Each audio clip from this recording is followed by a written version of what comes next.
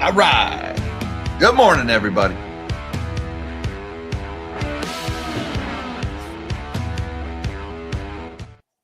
Good morning, all you magnificent melon heads of the world, and happy Thursday, everybody. Today is July 9th, 2026. And our top story this morning, European automakers are dying. Now, look, the whole auto industry is in trouble. U.S. automakers, Chinese automakers, God knows the Japanese have had plenty of problems over Nissan and everything going there. But it is a particular brand of misery for the European automakers going on this morning. Now, yesterday we talked about Mercedes and how Mercedes sales were taking a dive, in particular in China. They were in big trouble. They did show some pockets of strength in North America, but for the most part, Mercedes posted some pretty lousy numbers. And then today, we've got the same thing from both Porsche and Volkswagen. Porsche first half sales were the weakest in 6 years, down 16% from where they were a year ago. And that weakest in 6 year number doesn't really do it justice because remember, 6 years encapsulates COVID when everybody was like illegal to leave your freaking house. So you definitely weren't buying a Porsche if you weren't allowed to go anywhere in 2020. So take that out. This is the worst numbers they've put up in quite a while. In particular, those numbers in China are very, very bad for Porsche. Now, what is going on with these European automakers? What's causing these problems? Well, before we get into that, let's talk about Volkswagen too. Article this morning, Volkswagen is getting ready, gearing up for a big fight with their union. Now, Volkswagen was already in the process of cutting 50,000 jobs as part of a deal that they negotiated with their union back in 2024. They're going to cut 50,000 jobs, but they said we're not going to close any plants. Now Volkswagen wants to cut 100,000 jobs and completely shut down 3 plants. And of course, the union is fighting them on it. Oh, and by the way, Volkswagen owns 3/4 of Porsche, so the news just keeps getting worse for them. So what's killing the European auto industry in particular? Well, there are 3 things. Number one, you've just got your cost of doing business in Europe is obscenely high. Your compliance costs, your overregulation, think California, but even worse. It's just next to impossible to run a manufacturing business in Europe of any kind. On top of that, you've got U.S. tariffs. That sure as hell are not helping. All right. The tariffs that President Trump put after Liberation Day last year on the auto industry, they're taking a big chunk out of sales in Europe's biggest market, the United States. Now, the big thing, though, the tariffs is hurting. The cost of business in Europe is hurting. But what's really killing these businesses is Chinese dumping mass-produced electric vehicles all over their market. The Chinese, remember, they were producing so many of these cars at such a loss that the Chinese government had to order their car makers to stop doing it because their suppliers weren't getting paid. They were worried about factory workers not getting paid because BYD and all these Chinese EV makers just weren't paying anybody. There were row after row fields of these cars produced at a loss. The Chinese started to worry about deflation. They started threatening automotive executives. So what did they do? Well, they started to export the cars. They just dumped them in overseas markets. And we saw that yesterday when we reported how Chinese auto sales were way down year over year. I forget the number off the top of my head. I think it was like 23% decline year over year in car sales. Actually, let's get that number right. I've got it right here in my notes. China's auto sales, it was 23% decline year over year. But they made up for that with a 150% increase in exports. They have just dumped those cars into any market that will have them. And Europe is already struggling with tariffs, already struggling with the cost of doing business there. They just can't survive that. And so we've got this news from Porsche and Volkswagen this morning that is indicative of what's going on there. Now, the other big story, unfortunately, bombs, missiles, and drones are flying again over the Strait of Hormuz. That started up yesterday. It has continued through the night. More attacks. We've got some rail bridges and road bridges were hitting Iran, along with coastal military targets. The Iranians are retaliating against U.S. bases in the region. But despite all that, and traffic in the Strait of Hormuz has ground to a near halt. A few ships might be sneaking through with their transponders turned off, but there's almost nothing on marine traffic. But take all that with a grain of salt because the price of oil is actually down 80 cents a barrel this morning, at least as of when I hit record button. Why is the price of oil down? Because President Trump was on Air Force One and he said Iran called and they want to make a deal. We don't know who it was, just Iran called, phone number come in, spam risk. No, we're not going to take that one. Oh, Iran calling. Let me go ahead and take that call. Iran wants to make a deal. They didn't say who in Iran. Was it the speaker of their parliament? Was it their president? Was it the Ayatollah who may or may not be alive, Schrodinger's Ayatollah? Or was it the IRGC who is really the power in Iran right now and does whatever the heck they want, regardless of what the negotiators come up with at the table? President Trump said a thing. They want to make a deal. And oil traders were like, okay, that's enough for me. Sell oil futures. How many times have we seen this? We've been saying that this particular flare-up in the conflict was unusual. Usually this happens on Friday, and then by Sunday we make a deal. Now it happened on a Tuesday, and apparently by Thursday someone wants to make a deal. So we'll see. We'll probably get the denial from the Iranian government that phone call ever took place within the next few minutes. It may have happened already. I'm sure that'll be posted pretty soon. Now, as all this is going on, we have this article in India about cooking gas surplus. And this article just has me like throwing papers up in the air saying, what the hell is really going on in energy markets? Because there have been dozens of articles about how India was running out of LPG, liquid petroleum, or whatever LPG is. It's their favorite cooking gas. Don't quote me on the acronym. But they were running out of it because they get it all from the Strait of Hormuz, and they were doing all of these price controls and all of these rationing methods. And now all of a sudden they've got a surplus. They're even talking about importers paying fines because the tanks were full and they had to turn away boats that they had ordered. I don't know who to believe in the energy markets. And that's one of the reasons why I'm just staying out of energy markets. It's a mess. You've got these massive narratives where we go from, the world will run out of oil in 48 hours to the tanks are full and we're paying a fine to turn away imports. So who's right here? I don't know. And so I'm just staying out and I'm just observing. Meanwhile, closer to home, we got Pepsi earnings missed expectations this morning. Kind of interesting. Price cuts not enough to juice sales for Pepsi. Their revenue was down 2% year over year on flat revenue. This is after Pepsi cut prices on some of their salty snacks by up to 15%. The whole solution to higher prices is higher prices thing. Not enough to sustain those volumes. They were only flat. Well, they were enough to sustain volumes, not enough to increase those volumes. And of course, with prices lowered, revenue is down. So Pepsi stock has taken a hit this morning. The owner of that office building in Manhattan that nearly collapsed, the old Pfizer building, he says that they are going to rebuild the 15 floors that they built on top of the old building. And they didn't shore up the supports enough. This just in, when you add 15 floors to a building, you better make it stronger at the bottom. What brilliant engineering analysis that was. This guy's going to go bankrupt. It's only a matter of time. I'm sure within the next couple of weeks we'll hear about this guy filing for bankruptcy. Who knows what kind of fines he's going to pay. But you don't just tear down 15 floors that you just built and then put another 15 floors back on top of it when you're already up to your eyeballs in debt on an office building that you're having trouble leasing out. Also, you can put apartments on there in New York City. No, he's done for. PCE is getting a makeover at the Federal Reserve, and they're saying that's going to provide the Fed with some relief from inflation, and that's encouraging. It's not going to do anything for you or me. It's not going to change what we're actually paying at the store. It's just going to change how we measure inflation and therefore make inflation not look like as big of a problem. And then maybe there will be less pressure to increase interest rates on Kevin Warsh.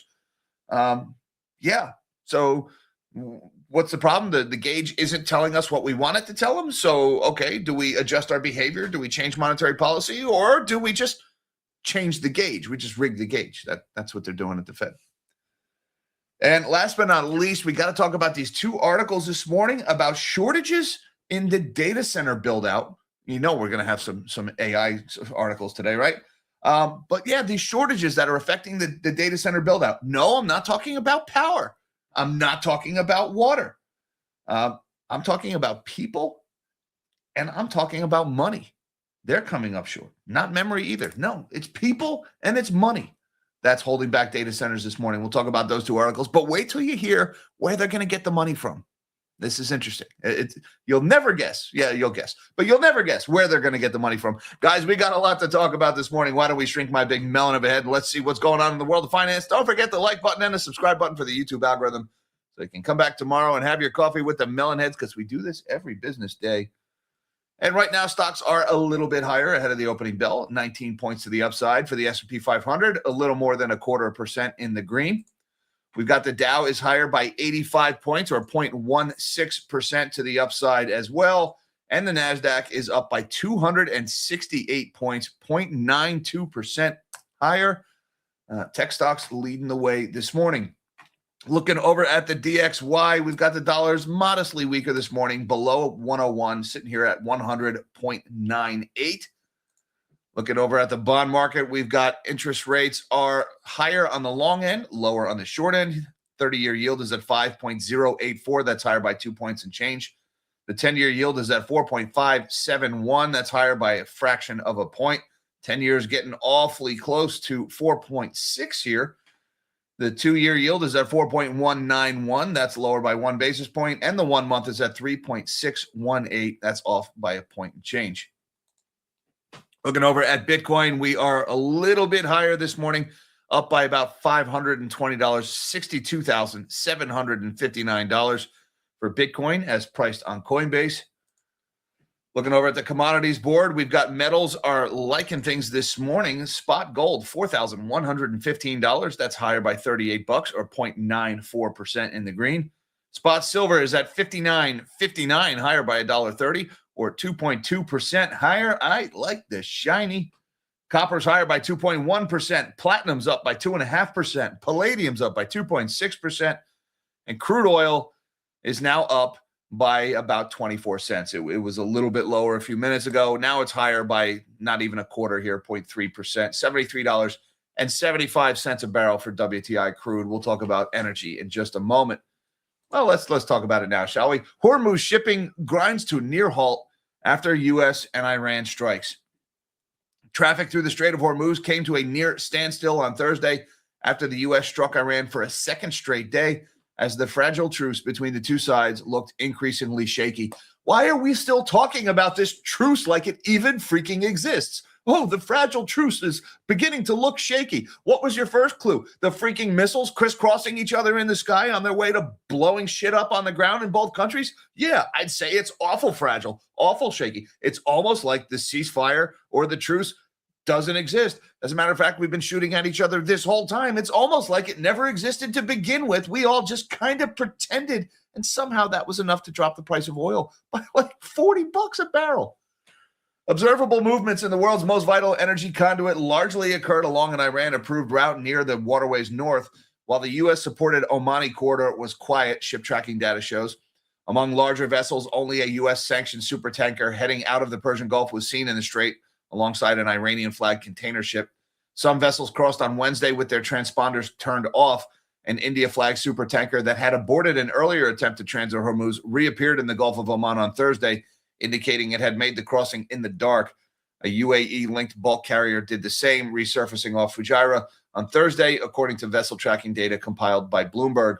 As the war has gone on, it's become increasingly evident that some oil tankers have been sailing through Hormuz with their transponders off to lower the risk of attack by Iranian forces. With 3 attacks on big oil and gas tankers this week, it's very possible that the practice has resumed. Information about those dark transits takes several days to emerge. Oh, but don't worry, guys, because Trump says Iran called to make a deal after U.S. strikes and adds it's unclear if war is back on. Well, let me clarify. War is back on because we're killing each other again. All right, that's not really open to interpretation, in my opinion. Are you bombing YN? If Y, then war on. If N, truce on. All right, why is this so complicated? That being said, President Trump says thing, and oil prices fall, right? Because Iran called, they want to make a deal. Not who in Iran called. Was it some guy? Was it Bob, the Iranian cab driver, who called and said, let's make a deal? And then Trump goes on Air Force One and says, they really want to make a deal. And there was also a whole bunch of other blustery stuff that he said, but that was basically it. And that was enough to move oil prices lower on that news, $73.39 a barrel. Now, this chart on TradingView is showing WTI down by $1.40 at 73.35. The commodities board is showing it same level here. So, yeah, President Trump says thing and oil falls. That's the headline there. All right. Now, back to what's going on in the actual tanks. And this is why it's so hard to really sort out the FUD from the facts and what is the actual energy inventory look like here. Because India was, up to a few weeks ago, just desperate for fuel, buying anything, doing whatever they can to get their hands at rationing, price controls. And then we get this article today. India's wartime buying spree leaves behind a cooking gas surplus. Okay, how did we go from a dearth to a surplus in just a matter of days? I don't know, but I'm just reading what the article says here. India's frenzied efforts to counter disruptions in cooking gas supplies over the past months, while cargoes remain trapped in the Persian Gulf, has left state-run fuel retailers with the opposite problem: more than they can sell. The 3 refiners run by the government, including India's biggest processor, Indian Oil Corp, has booked liquefied petroleum gas supplies amounting to as much as 40,000 tons per day, according to people familiar with the situation. I wonder if they're related to the people familiar with the matter. I don't know. Maybe they're distant cousins. The daily import requirement now, however, is closer to 30,000 tons to 32,000 tons. So they're importing 40,000 a day when they only need 30 to 32. Yep, that's a surplus, all right. Part of the drop is explained by a boost in production from state processors themselves, which lifted output by more than 2/3 to 54,000 tons a day after the near total closure of the Strait of Hormuz crimped shipments. Daily production has since been scaled back to about 40,000 tons, the people said, asking not to be named. But demand has also been slower to recover, especially when it comes to large consumers such as restaurants or industrial outfits, such as ceramic tile manufacturers, who switched to alternative fuels like pipe gas during the supply crisis. Consumption in June was about 73,000 tons a day, compared with 91,000 tons average in the year ended March. Remember, I've been talking for the last couple of days. There is some massive amount of demand destruction happening somewhere. It's the only explanation for how the world hasn't run out of oil. Well, here's a big one here. You had consumption of this LPG was 91,000 tons up until March, and now it's 73,000 tons a day. Yeah, that's a massive decline in consumption of LPG in India. At the height of the war, refiners bought more than they required, the people said, as they feared some of those cargoes would not be delivered. However, all these volumes are now arriving in the country after an interim peace deal with the U.S. and Iran helped restart some flows through the strait for several weeks. Of course, those flows are now zero again. Disruptions have since resumed, but are yet to be felt in India. At least one of the state refiners had to pay a penalty charges to a ship owner after discharge of its LPG cargo was delayed because storage tanks were full. Again, this whipsaw, this back and forth volatility, we're going from shortage to surplus, back to shortage day in and day out. It's really hard to know what's what in the energy market these days. All right, now on to those European car producers. Porsche's first half sales slide to weakest in 6 years. And again, you're not going to get really any weaker than that 6 year ago number, because that was at the height of COVID, when it was pretty much illegal to buy a car or like wipe your face or sneeze in Europe at that point in time. Porsche deliveries slumped 16% in the first half, dragged down by weak demand in its biggest market of North America and a decline of nearly 1/3 in China, adding to the gloom enveloping Germany's auto sector.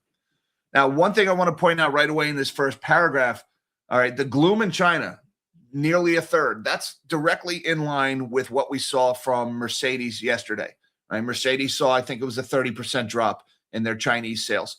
So we're seeing the same thing with Porsche. However, Mercedes had mentioned strength in the North American market yesterday that had partially offset that China number. But they're talking about here weak demand in its biggest market of North America. So Porsche is doing even worse than Mercedes because for some reason Americans are buying Mercedes and not Porsches right now. Now, Porsche is probably a little higher up on the quality ladder than Mercedes, right? Mercedes is a high-end car. Porsche is, obviously even higher than that. But that struck me as one noticeable difference between the two headlines that were just a day apart. Now, back on the Porsche, sales dipped to 122,306 in January to June period, the German manufacturer said on Thursday, the lowest level since 2020. It recorded fewer deliveries in all regions, with North America dropping by 13% and China by 32%. Porsche said the main reasons for the overall decline included the end of production of the combustion engine 718 model, strong demand last year for the all-electric Macan, and the expiry of U.S. tax incentives for electric and hybrid vehicles. The decline is starkest in China, where a property crisis and tougher local competition are curbing demand for high-end vehicles from Mercedes-Benz, BMW, and Porsche. The latter has been downsizing its dealer network in the country and is working to offer in-car software that better fits local tastes. The maker of the 911 sports car is forecasting its sales there to decline for a fifth consecutive year. Again, sales dropped by nearly a third in China for Porsche. And things are even worse for Volkswagen, who owns 3/4 of Porsche, by the way. Union to protest as Volkswagen thrashes out job cut plans. German auto giant Volkswagen's management to meet Thursday to thrash out plans for what could be the biggest ever restructuring in the global auto industry, with unions set to protest any mass job cuts. Europe's largest car maker has come under intense pressure from U.S. tariffs, slimmer profit margins from electric cars, and above all else, competition in China, the world's largest auto market. Volkswagen, whose 10 brands range from mass market seats to premium Porsches, is already in the process of axing 50,000 jobs in Germany by 2030, including 35,000 at its namesake Marquis. The cuts at the Volkswagen brand are part of a deal reached with unions at the end of 2024, which also ruled out plant closures in Germany until at least the end of this decade. Okay, 50,000 jobs, no plant closures. That was then, 2024. But CEO Oliver Bloom is now eyeing cutting 100,000 jobs worldwide, as well as the closure of 3 German Volkswagen plants and an Audi factory, Weekly Manager magazine reported, citing company sources. If these plans come to fruition, we would stop them with all our might, said Christian Benner, head of the powerful IG Metal Union, in a joint statement with Volkswagen Works Council Chief Daniela Cavallo. IG Metal is organizing protests by Volkswagen workers outside plants across the country Thursday, when the car makers' bosses will present the restructuring plan to the supervisory board. Now, this is important. They do things differently in Europe. This supervisory board ultimately makes the call, and the supervisory board is made up 50-50 of shareholders and labor representatives, union representatives. So they've got to get this past the union in order to make this happen. Our business model of the past decade no longer works, said the CEO in a March letter, citing regional market conditions, changes in trade policy, massive regulatory requirements in the various regions of the world, and our high-cost production, above all in Europe. Higher U.S. tariffs on cars and auto parts introduced last year are expected to cost Volkswagen 5 billion euros or $5.7 billion annually, Bloom said in June, with the situation particularly acute at Audi and Porsche. Higher U.S. tariffs on cars and auto parts introduced last year are expected to cost okay, I already said that. Volkswagen is also being elbowed out of China with years of declining sales amid stiff local competition last year, leaving the firm's vehicle deliveries in the country at their lowest level since 2011. The cars that are being sold in China, some of them are the world's best, said Tu Li, founder of Sino Auto Insights. The fall for the German automakers has been really abrupt. So we saw that yesterday, that the Chinese exports increased 150% year over year because they just made too many of them. And there's just nobody buying European cars in China. Things aren't going so well in North America. Cost of doing business in Europe, throw tariffs on top of that. These companies are in big trouble here. And now we're looking at possibly 6-figure job cuts. Again, the company's probably highballing here, that 100,000 job cut number that they're throwing around. They're probably throwing that out there, hoping to get something closer to 75 when the union already agreed to 50. Meanwhile, Pepsi earnings, they say the tightening shopper budget hit U.S. snack sales. Pepsi stock not doing so hot this morning.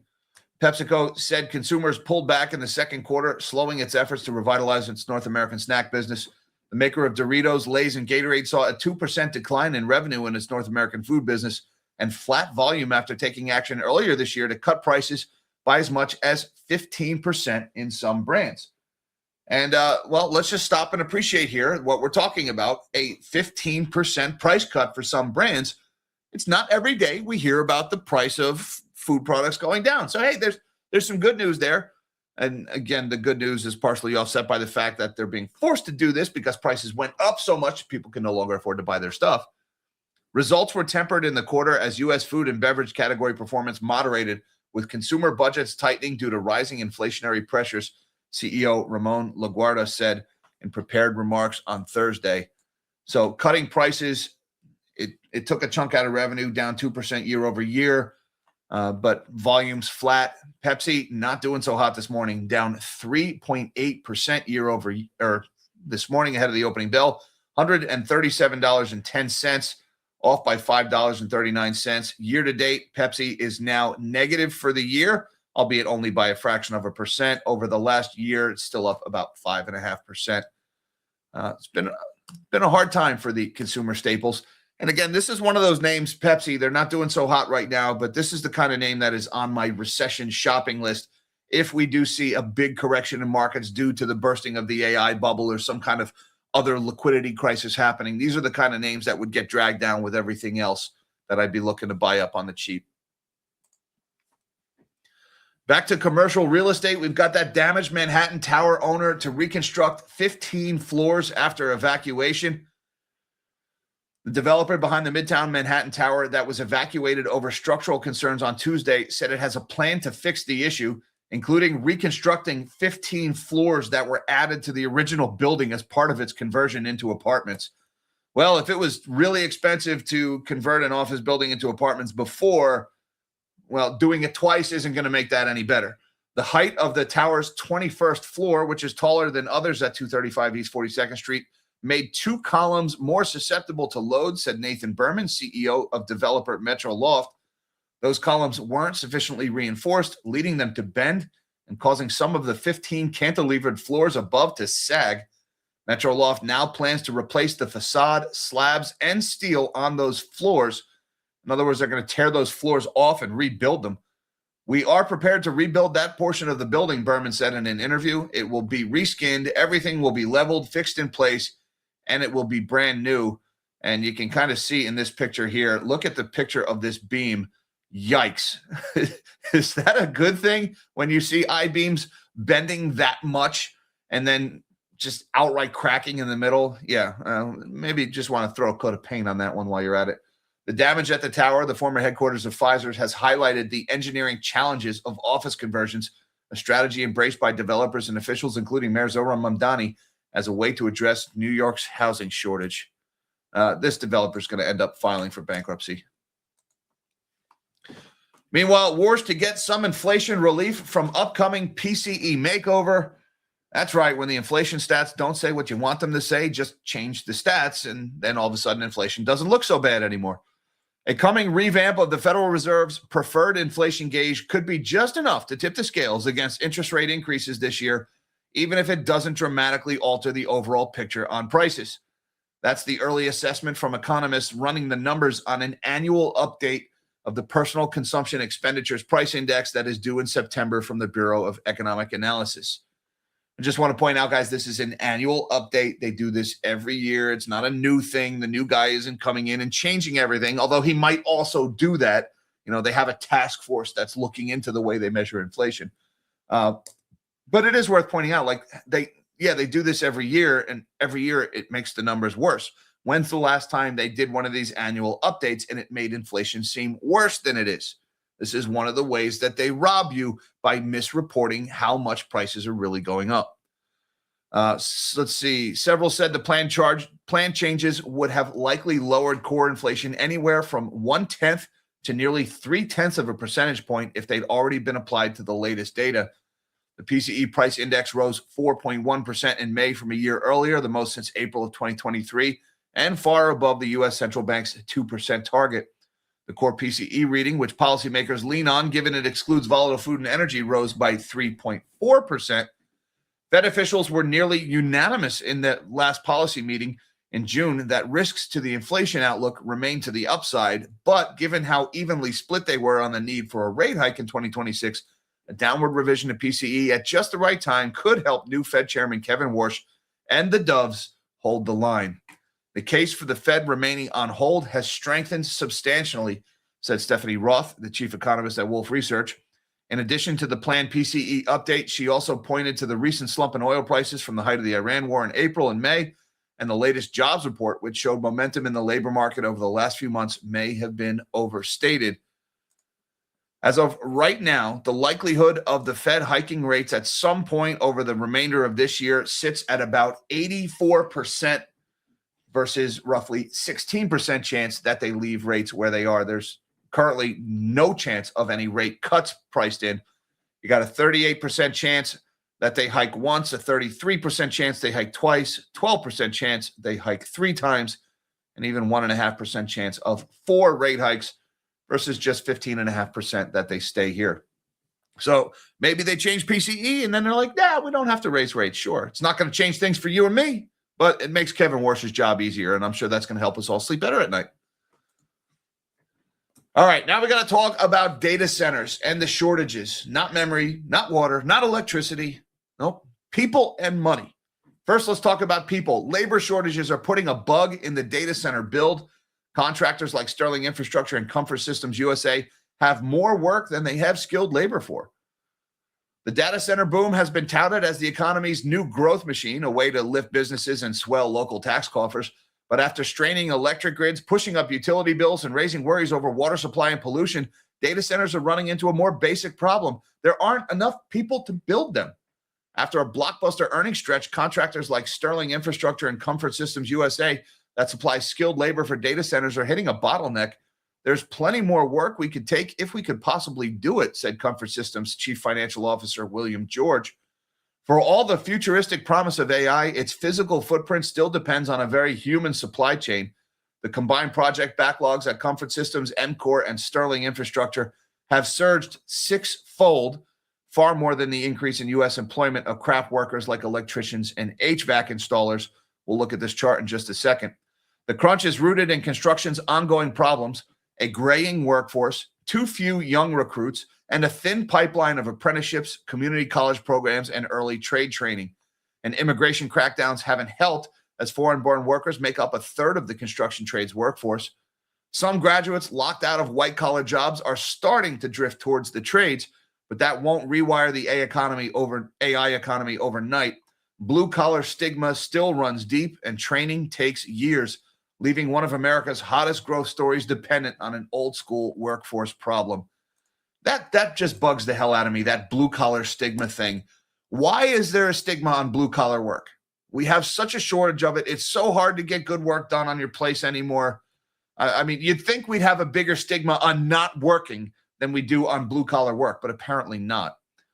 But just to show you, this is the chart from that Bloomberg article. What they're showing at here is these 3 companies, Comfort, EMCOR, and Sterling.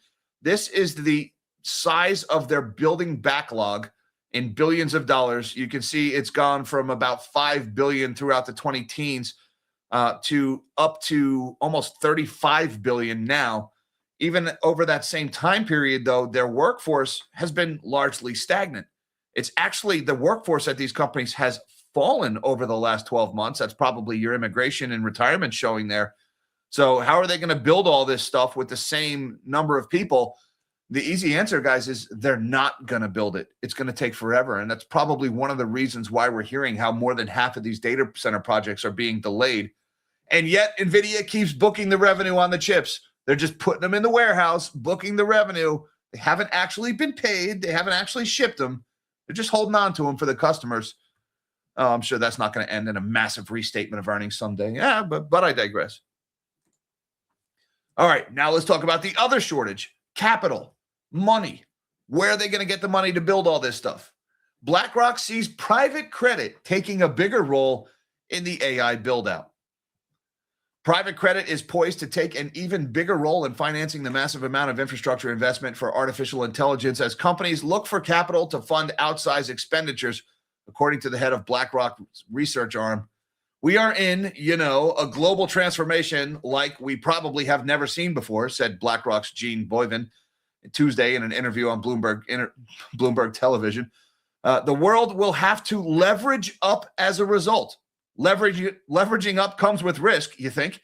that would need to be managed, but there's no real alternative to really build out the AI or the global infrastructure that are needed to get to a place where we're going to require more funding. I just love this. I love it. If only there were signs, right? We're talking about private credit here, which has kind of had its issues over the last few months, you may recall. There's look at the way this guy talks. We're in, like this transformation thing, my dude. The world is going to have to leverage up. Oh, yes. The world's going to have to leverage up. That never caused problems before, massive amounts of leverage upon leverage. It's not like we're already hopelessly levered up to begin with, right? No, we need more leverage in the private credit space to build more data centers that don't make any money. Thanks, Gene. His endorsement of the role of private credit comes at a time of rising concern over potential froth in an explosive market, you think? Bloomberg Intelligence projects that capital expenditures for the 6 largest U.S. hyperscalers will reach nearly $820 billion this year, up almost 80% from 2025's then record levels. Bovin said the quickening pace of the AI buildout creates competing narratives of abundance versus scarcity across the economy. Companies' capital needs are so vast, they will have to borrow just about everywhere. This scenario creates a big tailwind for private credit, Bovin said. The space, the asset class, I think is going to be positioned for playing an even bigger role. All right, so private credit is where we're going to get the hundreds of billions of dollars. Let's just overlook the fact that for the last 6 months, everyone and their brother has been trying to get their money out of private credit, and private credit has been telling them no, but somehow they're going to come up with hundreds of billions, dare I say trillions of dollars, to keep funding this data center build out, where even if they do manage to come up with the money, we just got done talking about how they don't have the people to build this stuff, not to mention memory, water, and power, and not to mention the fact that none of this stuff makes any money for anyone. That's kind of an important detail. Isn't it? Isn't that important? Anybody, some of you guys in the back, isn't the point of business to make money? Thank you. Thank you. I just sanity check there. Yes, the point of business is to make money, and data centers don't make money. The people who sell the guts of the data centers are making money hand over fist, so much so that they're giving that money right back to their customers so they can keep buying their stuff, and the biggest accounting fraud in history. But yeah, nobody's making any money. And now private credit, the sector of the economy where people can't get their money out fast enough, somehow that's going to come up with the hundreds of billions needed to finance this thing. Sure, Jan, have fun with that one. Hey, guys, that's all I got for you this morning. I just want to say thank you very much for having your coffee with the Melonheads. Don't forget the like button and the subscribe button for the algorithm. Thank you very much to my magnanimous Melonhead supporters on Patreon, YouTube members, and Buy Me a Coffee for supporting the channel. All those links are down there should you feel so inclined. Hi, Mom. Hi, Dad. Love you guys. Everybody, till next time, live small and dream big.